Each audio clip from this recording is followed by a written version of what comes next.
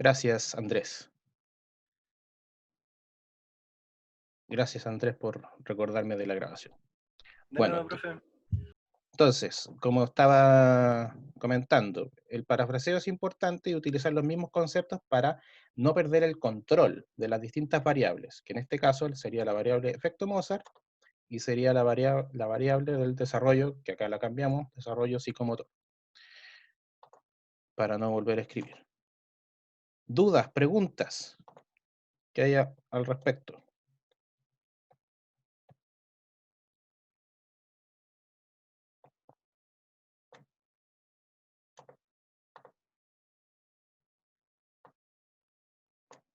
Bien, seguimos.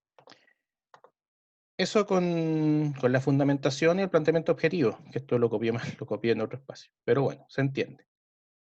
Tenemos la pregunta y tenemos el objetivo. Ay, perdón, me equivoqué. Tenemos la pregunta, tenemos el tema y tenemos acá el objetivo. Lo marco para que se entienda.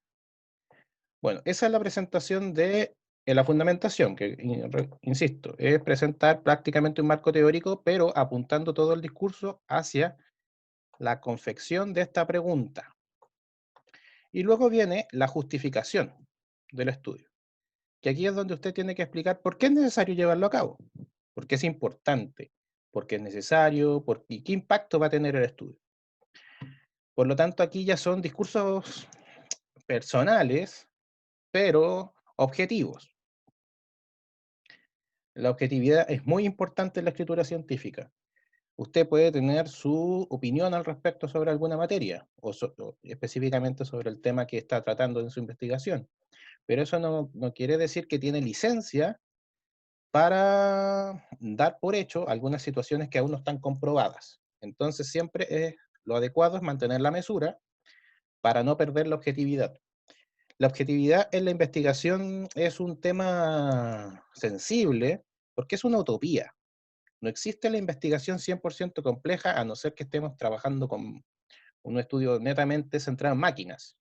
Pero en la educación musical trabajamos con personas y con procesos humanos. Por lo tanto, la objetividad es una utopía, pero tenemos que establecer parámetros o establecer conductas de investigación y apunten hacia un actuar objetivo, hacia un actuar ético también. Entonces, los discursos que se deban establecer dentro de la justificación del estudio deben ser mesurados con el ánimo de mantener la objetividad.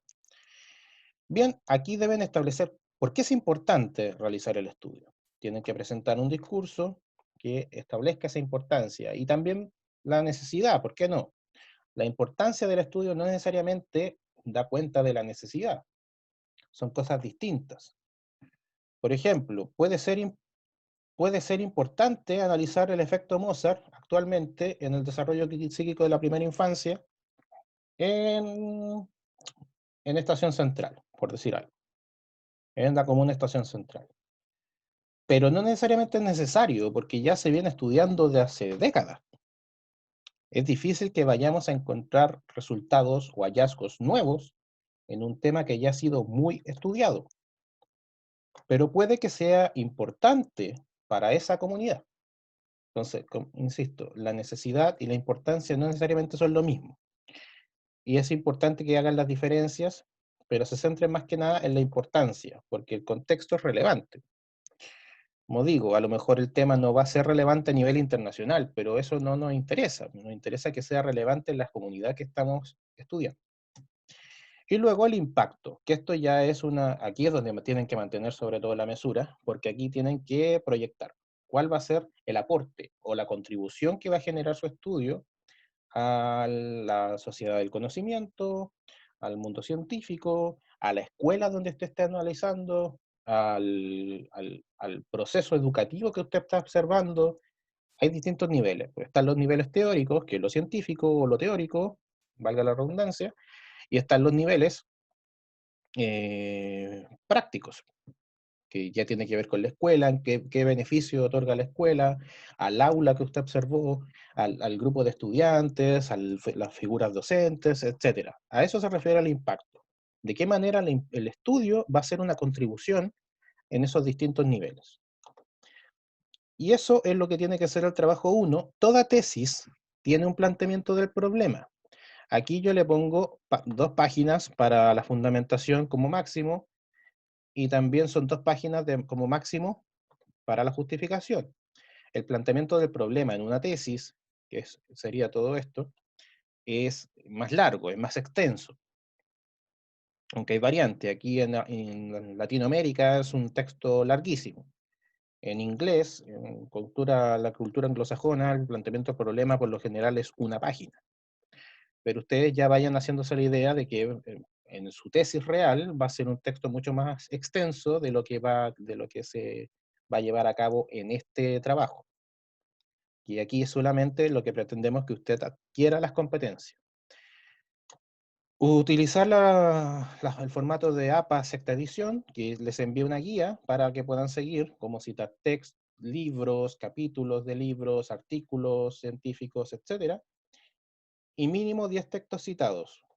Bien, esto es lo ideal, o sea, un marco teórico tiene que tener, o el planteamiento del problema tiene que ser rico en contenido de literatura.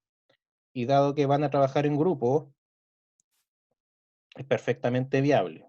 Es perfectamente viable cumplir con con ese número de textos. Bien, comentarios que quieran realizar.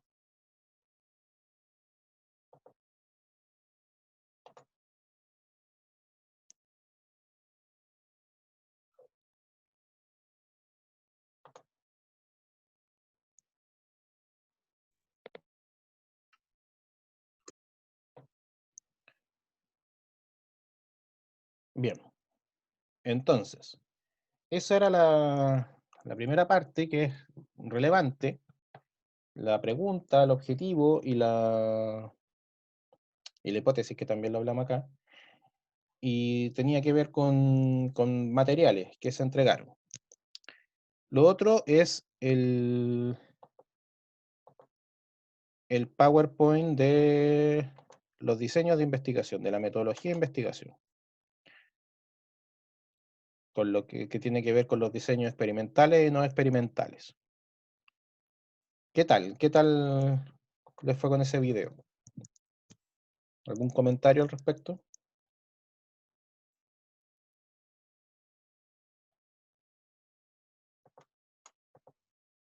No, ese material estaba súper clarito, encuentro yo. A mí en lo personal me pareció súper interesante que dejara sentado que un estudio experimental o no experimental podría ser cualitativo o cuantitativo, digamos, ¿no? Como que podía combinarse, eso. Pero me pareció clara la información. Muy bien. Gracias, Andrea. Sí, estaba bien claro, lo estuve viendo y lo repasé anoche, así que ahí entendí bien. Después de tener clara la idea que tenía para hacer, así que me quedó más claro. Me alegro. Me alegro que hayan entendido todo, como dice la frase. Me alegra. Bien, como materia adicional, como contenido adicional que no se proporcionó en el video, que lo dejé para esta reunión, para no alargar de más el video, tiene que ver con estos diseños, experimentales y no experimentales, y yo en el video hablaba de que hay otras formas también, hay otros tipos de diseño que establecen la mixtura, que son los cuasi experimentales. Cuasi, como Quasimodo, cuasi experimentales, que no necesariamente son una mezcla entre lo experimental y lo no experimental. Yo diría que es una simplificación de lo experimental. Porque como bien vieron en el video, lo experimental tiene 2 grupos, el grupo control y el grupo experimental, de modo que si piensa usted en aula, usted trabajando como profe, y tiene un cuarto A y un cuarto B. Y no sería justo que usted al cuarto A lo tome como grupo control y el grupo B como grupo experimental y acaba el año y el grupo A lo dejó rezagado.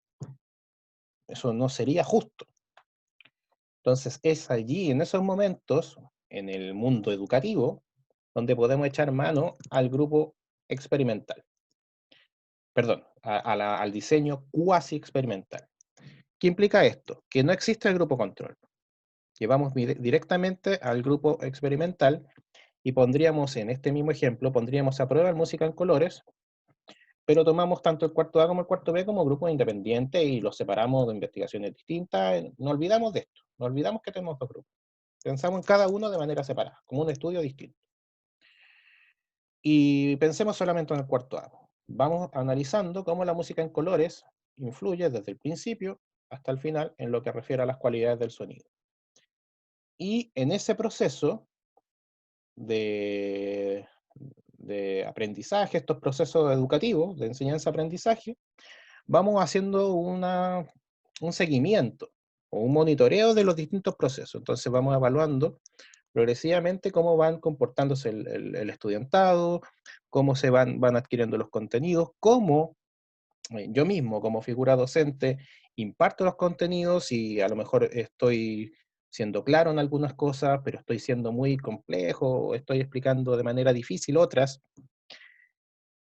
Toda esa reflexión pedagógica en torno al proceso de enseñanza a través de música en colores, lo podríamos entender desde un cuasi experimental. Y repito, no existe el grupo control, sino que existiría solamente el grupo experimental, y a ese grupo experimental lo vamos haciendo un monitoreo hasta llegar al final del proceso. Eso es lo cuasi experimental, y en términos de prácticas pedagógicas se está usando cotidianamente. Si tenemos un problema de bullying en la sala, vamos a aplicar cuasi experimental. Y no necesariamente de manera científica, pensando en escribir una tesis o escribir un artículo. No, lo vamos a utilizar porque necesitamos resolver un problema.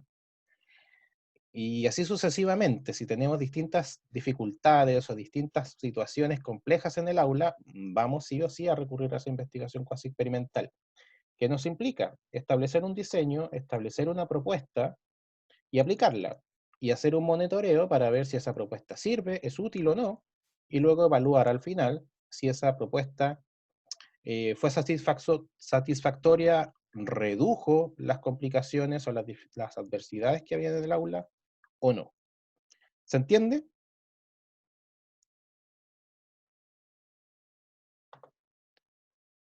¿Se entiende el cuasi Sí se experimental? entiende. Buenísimo. ¿Dudas, preguntas?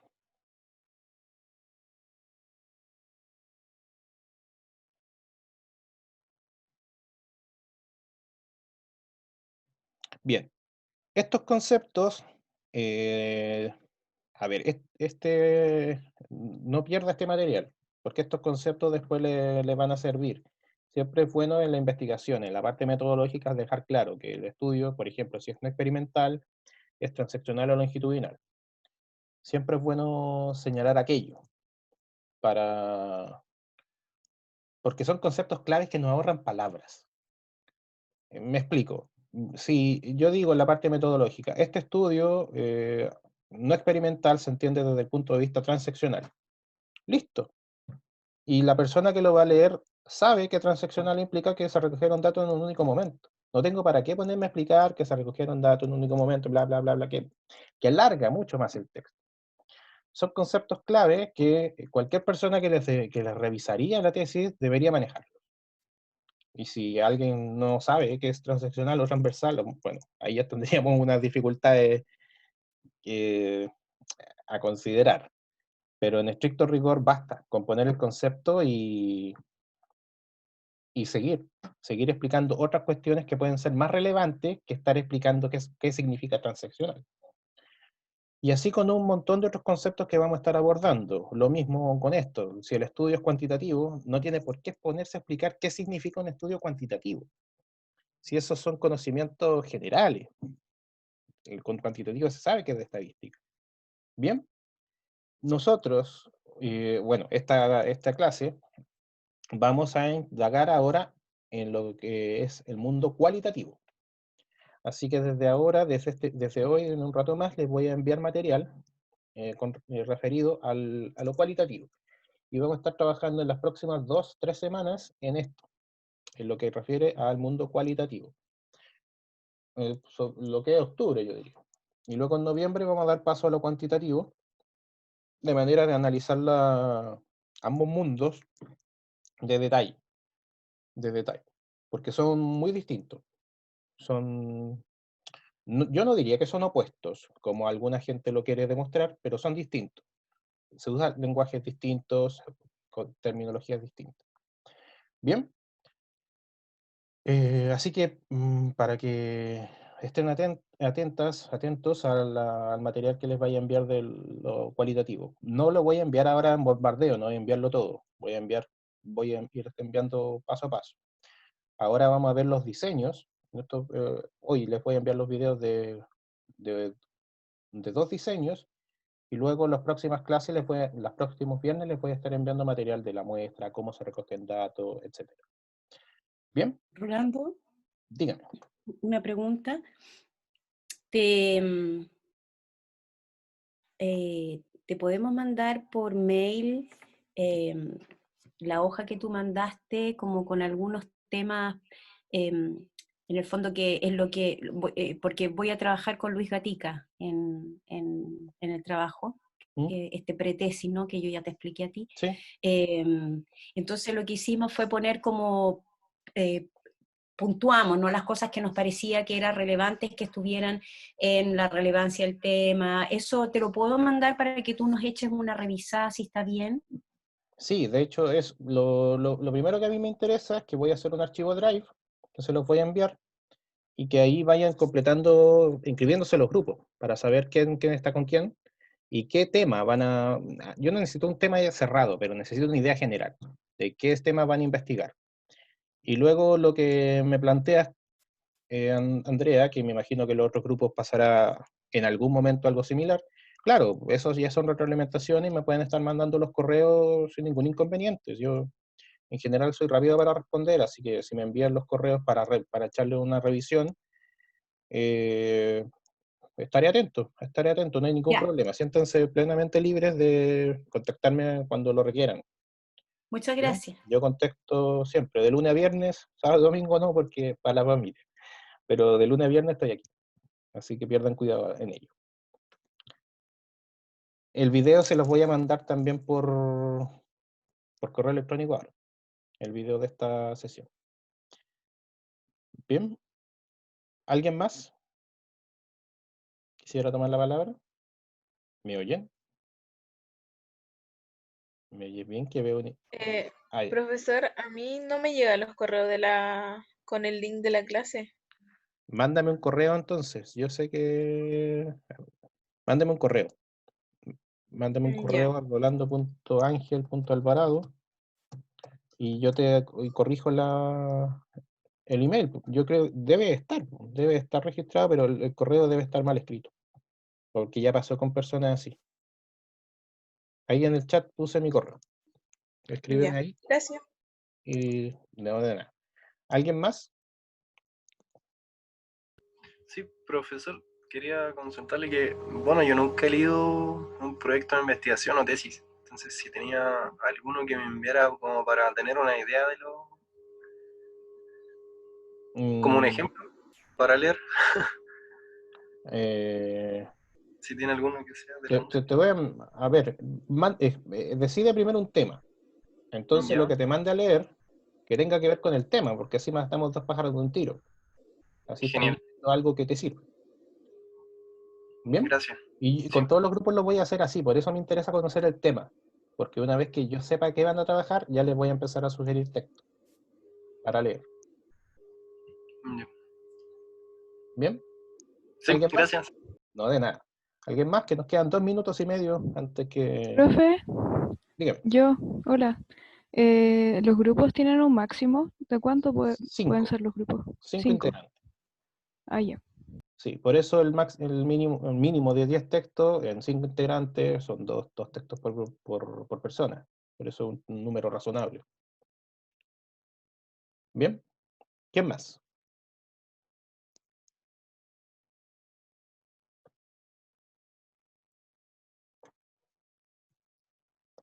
Bueno, como les decía, les voy a enviar el video de esta grabación Zoom y les voy a enviar 2 videos que tienen que ver con los métodos de investigación cualitativa.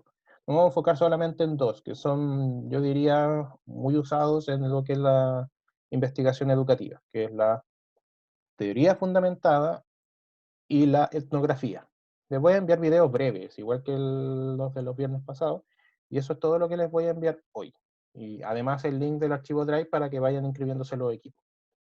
Bien, en vista y considerando que no hay más tomar la palabra y que nos queda 1 minuto y medio, así que en cualquier momento nos va a cortar Zoom. Les deseo un buen fin de semana, que estén muy bien, cuídense mucho y seguimos en contacto. Ya saben dónde escribirme y que tienen plena libertad de escribirme cuando lo necesiten. Bien, que estén muy bien. Gracias por Chao, Rolando, gracias. Adiós. Chao, Chao, chao. profe, gracias. Profe.